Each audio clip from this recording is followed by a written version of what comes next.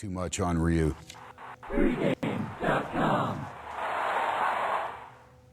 Welcome back to pregame.tv.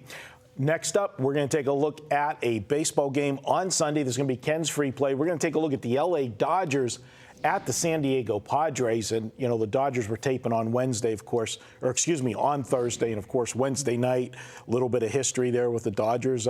Clayton Kershaw gets his first no-hitter of his career.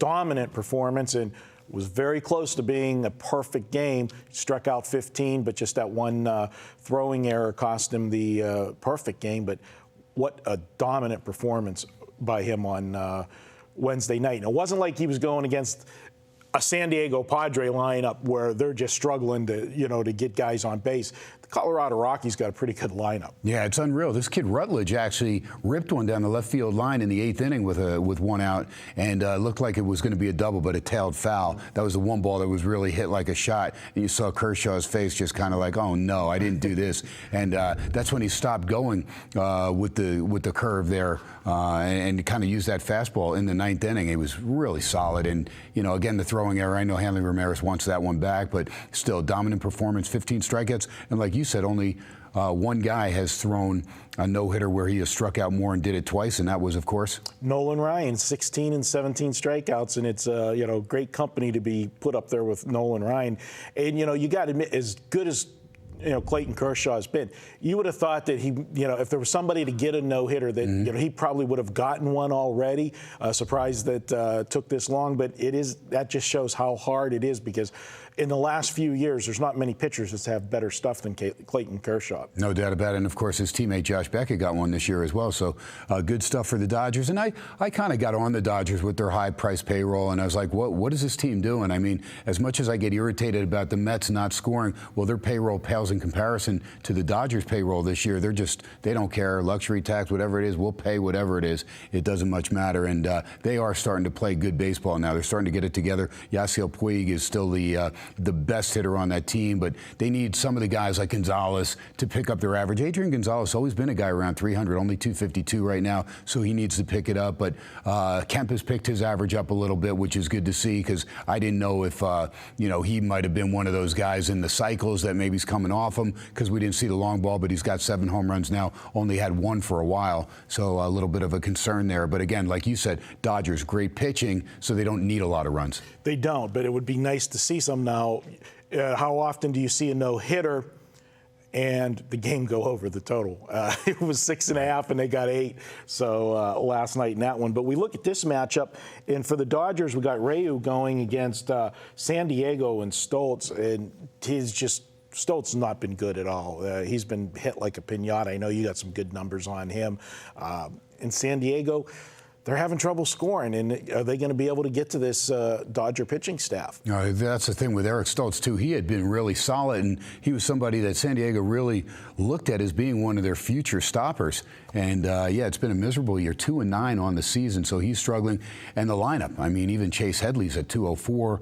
You've got a bunch of guys around the old Mendoza line for us old-school guys that know what that is, right around 200. And it's not pretty for San Diego. And, of course, they're going through the emotional time, losing Mr. Padre himself, Tony Gwynn, and talked about that on the show.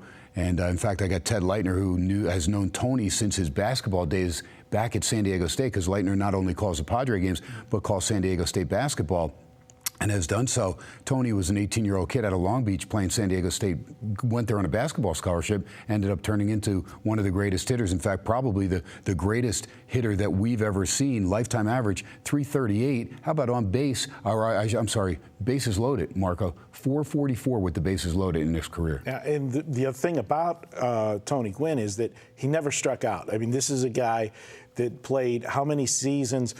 He hit, 19 out of 20 seasons. He hit over 300 in his career. 19 straight, right after his first season. And only one game in his entire career did he strike out 3 times.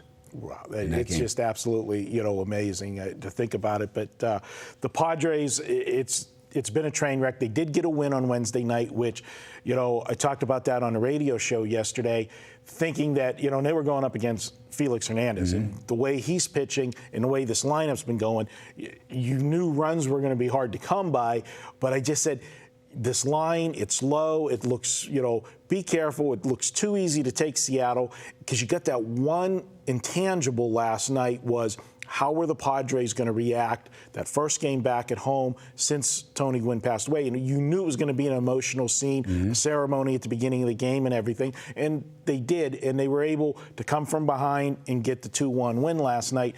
But now moving forward, until this offense can get consistent, I can't back San Diego. And there's times that they do have pitchers that you want to jump on board. Like last night, Cashner's pitched well, for San Diego, but you just can't trust the lineup. That's it. I mean, unless Cashner hits a home run himself, I'm not counting on that team. I mean, it is kind of sad because they do have pitchers, and that is true. When you see a 6 posted in last night's game over there at Petco, I mean, kudos to my buddy Matt Humans over at the RJ. They still played the under as their play of the day, under 6, and when both teams can just get to 3 and you're going to lose that bet, it takes huevos to basically go with that. And like you said, San Diego's struggling so bad, and the way King Felix had been pitching, it made sense that San Diego wasn't going to score. But Cashner pretty good himself, especially at Petco, still a pitcher's ballpark. All right, well, you know what? This is your free play, so let's make it official. All right, Marco.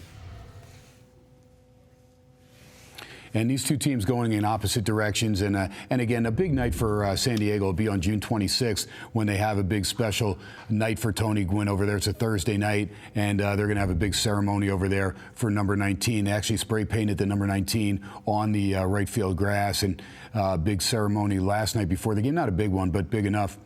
And again, that ceremony there on Thursday, June 26th, that'll start at 7:19. They're doing everything with the number 19, Tony Gwynn's number. And again, a very special player, not only on the field, but off the field. Just a great guy and loved helping out the kids and used to come here to Vegas all the time during the offseason, just sign autographs for free. I mean, who does that when they're a Hall of Famer? Tony Gwynn did, and a very special guy. But San Diego, this team, it's a nightmare, and I feel bad for Ted Leitner calling these games. How about this team, scoring runs in June? They're 4 wins, 12 losses. They've scored 29 runs in 16 games, 1.8 runs per game. In fact, in their last 4 games, they've scored a total of 5 runs. So that's going into Friday's game against the Dodgers. So again, this is on Sunday. Don't know what they'll do the first 2 games of the series, but again, the way those bats aren't going, I'm going to go on the Dodgers. Now, with Ryu pitching, and he's 8-3 on the season, and he's pitching pretty well, I know you're going to probably have to lay 130, maybe to 140, 150, and I don't like to give you that.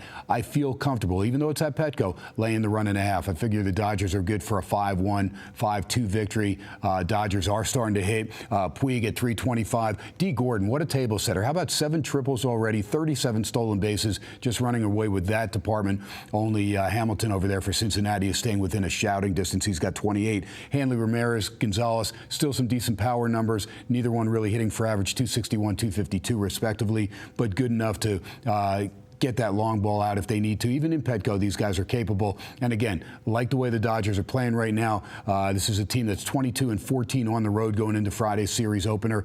So again, they're only 500. In fact, just under 500 at home at Dodger Stadium, 2 games under, but 8 games over 500 on the road, and very comfortable. And I used to work in San Diego at the old Jack Murph. Talk about Dodger fans. There's a ton of them that live in San Diego. And so when you think Petco, home field advantage, it's not really. When they play the Dodgers, I would say it's probably about 50-50 as far as the fans. So it'll be a nice little mix there for Dodger fans. They're going to be out there, support Ryu and this Dodger team, and the Blue Crew should take care of business. Lay the 1.5 Sunday game. Look for the Dodgers again somewhere around 5-1, 5-2. And I'm not going to touch a total, but I like the Dodgers, and I think they take care of business in a big way. And I really think they're going to pressure San Francisco down the stretch.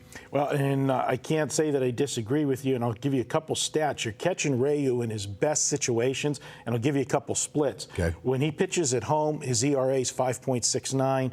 He pitches on the road, his ERA is 1.64, so you're getting him in his best spot on the road. And that's the opposite, the way he really pitched well at Dodger Stadium coming into this year. And also, when you look at San Diego, look at these. I talked about Headley, 204, Amarista, 200, Cabrera, 225, Alonso, 210, Denorfia, 249. How about Jerko, who got a contract extension, 162, and Grandal, 195. I mean, it's absolutely ridiculous. These guys, and they're collecting these $1 million contracts. I mean, it's absolutely ridiculous that guys are making over over $1 million that are hitting $1.95, $1.62. And again, Stoltz, his ERA at home, 6.28 with a whip, walks and hits per innings pitched, 1.57 at home. Absolutely lethargic. Well, there you go. Ken says to take the Dodgers. Go ahead and lay the 1.5 on Sunday. We're going to come back. I'm going to take a look at another NFL future for you. We've been giving you some NFL teams, telling you to take the season win totals. We're going to preview the Denver Broncos. That's up next here on pregame.tv.